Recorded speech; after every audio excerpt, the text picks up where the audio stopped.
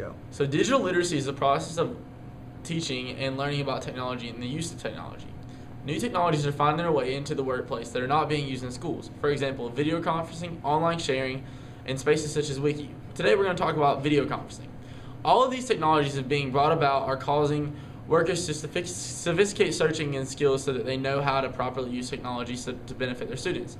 Businesses, military, and medicine are perfect for examples of technology that are being used in the 21st century. As technologies emerge, learners need to be quick to learn how to use the technology and appropriate, such as digital citizenship, which is education on people in these technologies. Today we're going to show you how to properly use technology within the classroom so that you're sufficing the digital citizen certifications.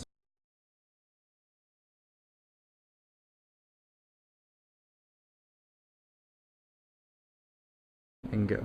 Alright guys, my name is Professor Martin. I'm from Piedmont College and I just want to introduce myself. Today I'm going to talk to you about the causes of the American Revolution. What is your names? Kristen Hill. Parker Ellison. Alright, well it's nice to meet you. It's nice that we can actually communicate when we're not in the same state. I Okay, know.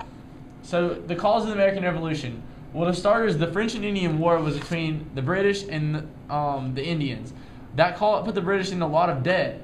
So that means that someone had to pay for that. The British couldn't afford to do it by themselves, so they charged the colonists. That's where we get the Stamp Act, the Intolerable Acts, and other acts. But the colonists didn't see this as fair because they did not have taxation without representation. This was shown as they did the events such as the Boston Harbor. Now, the Boston Tea Party was something that, we've read about and we think, why did they do this? They dressed up as Indians to show support, or they did not support the causes and the taxation because they felt like the taxes was from the war against the Indians, not necessarily something the British colonists did. They felt like they were not being treated fairly by the British people because they were British citizens themselves. That would be like coming from your ancestors and some people in your family treating you wrong. So they felt really, really bad about it, and they were trying to make it prove that this was not right. So, do y'all have any questions about what we talked about so far? Professor Martin, why did the French inhabit Canada? Well, they really wanted the furs. It was basically a land grab. Everyone really wanted the land in the colonies because it was a new way to gain resources, to gain money. So they saw it as a way to foster their economy.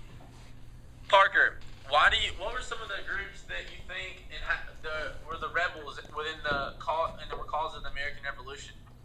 Can you name a group for me? Yes, the colonists were considered rebels Okay. in the American Revolution. So were Who led the American Revolution? Mel Gibson. Parker, is that the right answer? Kristen, can you answer that for me, please? Yes, it was Mel Gibson. Guys, we talked about this last week. It was George Washington. George Washington was the leader of the American Revolution.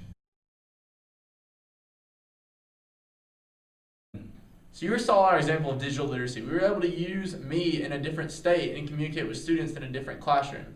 So I think that's really awesome. I think it's awesome that you can use FaceTime and Skype to find out experts' opinions. And also, it's very nice to have different opinions and perspectives from different experts.